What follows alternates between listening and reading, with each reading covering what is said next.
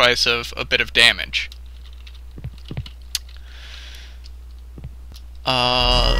The next ability is Caltrops. This is the first trap. Traps which are absolutely essential to Pathfinder's play. Right now, I have both skill variants for my traps that allow me to actually throw my traps, but normally the traps will just drop at your feet.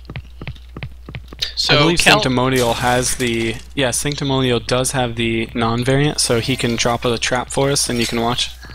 Yeah, you'll see the trap dropped right at his feet there, while my trap gets thrown out in front of me. I'm not sure exactly the range on that, but it's pretty far. But Caltrops is a dot and a slow, so it will do damage over time as well as slow the enemy. This is very good for when you do swaps, because it prevents them from getting away faster, but we'll go over that in a little bit. The next ability is Blinding Arrow, one of your very important CCs, or crowd control, as it does not cause determination. You'll remember when we talked about the Warden, we went over determination there. And if a person gets fully determined, then they become immune to any pin, root, or sorry, that's the same thing, pin or stun. But Blinding Arrow does not cause determination. What it does is, it will, if Sanctimonial will go ahead and use Blinding Arrow on me, you'll see my screen has gone very dark. So it obscures your view, but also any ability that the enemy tries to use, if you're 10 yards away from them, that ability will not hit. So I'm going to go ahead and have Sanctimonial blind arrow me again. And I can hit him at 10 yards, but anything beyond 10 yards during that blinding arrow will not hit.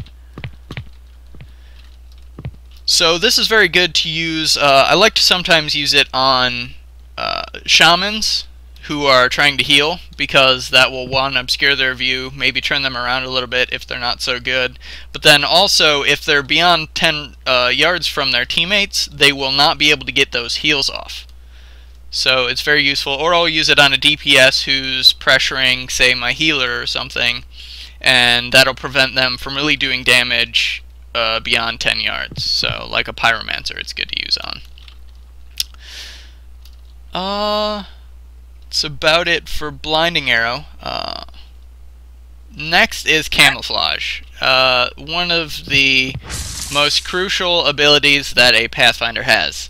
You'll see Sanctimonial has used Camouflage there. That will make him invisible. And I'd like to point out that you can see Shimmer, just like we talked about on the Assassin, with a camouflaged Pathfinder. It's very subtle, but you'll notice the watery outline on my screen. That's very key to look for. And I'm going to go ahead and have Sanctimonial swap me now. And you'll notice he brings me from my position to his position, and we swap places. Pretty straightforward. This is very, very, very useful in most games, but only usually if you combine it with trap. If you're gonna swap an enemy, you should always use a trap, because it brings them to your position but then locks them down for a certain amount of time. Also, you can use the original camo swap to swap an ally out of danger. I've used this a couple of times to save my teammates, where they're being pressured by a big group of enemies, and I can simply swap them to my place to safety and then attempt to escape the group. It's definitely one of the key abilities that a Pathfinder should master and use a lot, because it has such a unique mechanic on the battlefield, moving players around that are low health, and can really turn the tide of battle if you get good swaps. Oh yeah. And I'm actually using Camo Variant A, which I guess I'll go ahead and go over real quick right now.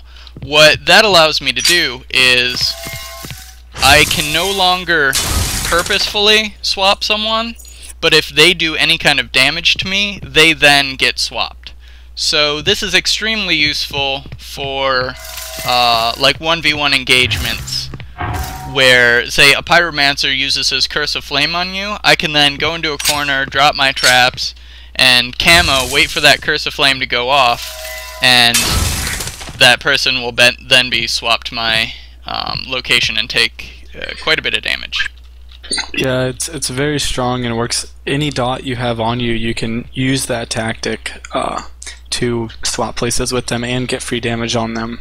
So any dot, puncture, poison arrow, engulf, curse, anything that's dealing damage to you. Or if he was even like using a wall to pop in and out, he could throw his trap against the wall, and as he popped out, camo right before their ability hit them to get that free trap damage on them.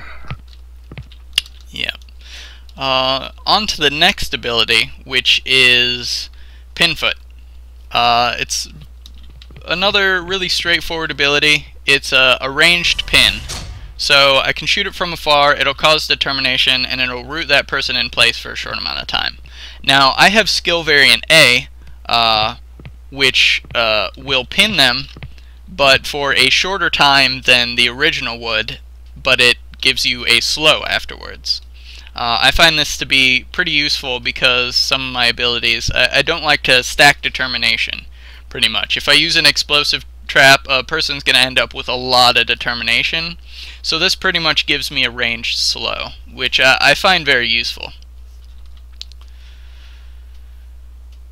As soon as this round starts up, I'll go over probably the most important ability that a Pathfinder has, which is Explosive Trap. It's a trap just like Caltrops, just it has a different effect. It's an AoE stun that does a substantial amount of damage. So you'll see I'm going to throw a trap here at Viz, and he's going to take 121 damage, and he's also going to be stunned for a short amount of time. So this is extremely powerful if you're engaging on a group of enemies. If you can get a trap within all of their range, that's going to stun everybody in that range for, I believe, something like 3 to 4 seconds. For about a second. About a second. Yeah.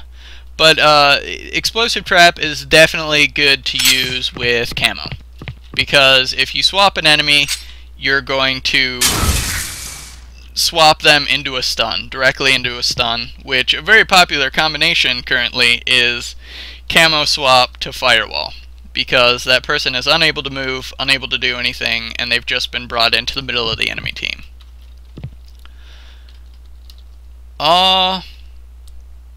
You can also note how, like you're running, you can talk about the rest of the variants, and start with your stun trap or explosive trap, because you have the thrown one. You can really show how far you can throw that. Yeah, the thrown trap is for both caltrops and explosive are extremely useful, because normally the original trap variant pretty much forces it forces the traps to become a melee ability. But with the thrown trap, I can get that trap to cover quite a lot of distance and set it up strategically so it's not wherever I'm standing. Yeah, very strong throwing those traps onto enemies and into groups of enemies, and by having the thrown ones, you can stay at a farther distance away, whereas if you had the non-focus ones that drop directly below, you really have to get into the fight, and you don't want to do that as a Pathfinder too much, because the Pathfinder has no real disengage. They don't have an ability that just removes them out of the battle. They have to rely on wall jumps, or maybe a pin foot or something, all their abilities they have to use to help them get away. They don't have an ability that just automatically like disengages them from the fight. So you have to be really careful on how close and how far you put yourself into the battle, and make sure you don't overextend. Yeah, that's why I find it to be one of the slightly harder classes to play right now, just in a big group setting, because you have to rely on wall jumps, as you said. Yeah. You can talk about combos now, or strong. We talked about the camo combo, dropping both traps and then camo swapping someone. We talked about how you can, be in a 1v1 situation and drop your traps and then still stay in a 1, and as soon as they put a dot on you or they go to auto attack you, you can camo right before the attack hits and swap them that way. We talked about that. Now, we can talk about Poison Arrow. Poison Arrow does stack, like he said, and you can, I think it's always, if you can stack that on a target multiple times, it's definitely worth it, because it adds up over time. It doesn't do damage initially, but if they are moving around, and as mobile as this game, everyone is always moving. You always have to stay on your feet in this game and move around, so it's, you can pretty much count on that extra damage, and it's very strong stacked. Yes, it is. It's very good to also combine with your other teammates' dots, because a lot of dots will do a lot of damage in a short amount of time that you can't really negate. There is that famous saying, more dots. More dots, yes. Now, one of the other things that, as a Pathfinder, making sure you do utilize those traps is key. Like, making sure that you can get in and throw those traps. What I like to do is I lead with stun trap, into a couple poison arrows, into a mouse on, into a cal trap, or into the cal trap for another slow, and then I either follow it up with more mouse ones or more poison arrows. I mainly save my playstyle. I mainly save blinding arrow for healers, and use it kind of more as a, keeping that target from getting heals. I think it's really strong that way, but using it on a target, if you are in a 1v1 situation, it really does hamper their ability, like Y said. As a Pathfinder, basically just hitting as often as you can. Make sure you aim as best as you can and hit as many spells. Poison Arrow is going to be your strongest ability if you can get it stacked. If not, it's going to be those explosive traps and cal traps in unison with each other, so make sure you're always using those. And pretty much, volley is another thing to talk about. Volley, yes. It's extremely powerful against a large group of enemies, because it does a lot of damage for relatively low cost. It's only a 20 energy cost, and there I did 60 damage to Viz and 49 damage to Sanctimonial. So that's quite a bit. Yeah, you did 109 damage. And just for one ability for 20 energy. If there were even more enemies around, he can get up to, as many enemies as around. If there were 6 enemies around and he volleyed, that would be, it wouldn't be all the damage on one target, but that could be like 600 damage, to all those targets. It's 100 to each, maybe, or around 100 damage to each. It's very, very strong, and if you see enemies clumping up, definitely use volley, and mouse one if you have to get your energy up, and volley them to death, because it is very hard for healers to deal with a lot of AoE pressure right now. They're very good at healing themselves, but they can't really heal the team that well. So, using that volley, you can really pressure healers as well. Even though you're not targeting them, you're still hitting them and doing damage to everyone else.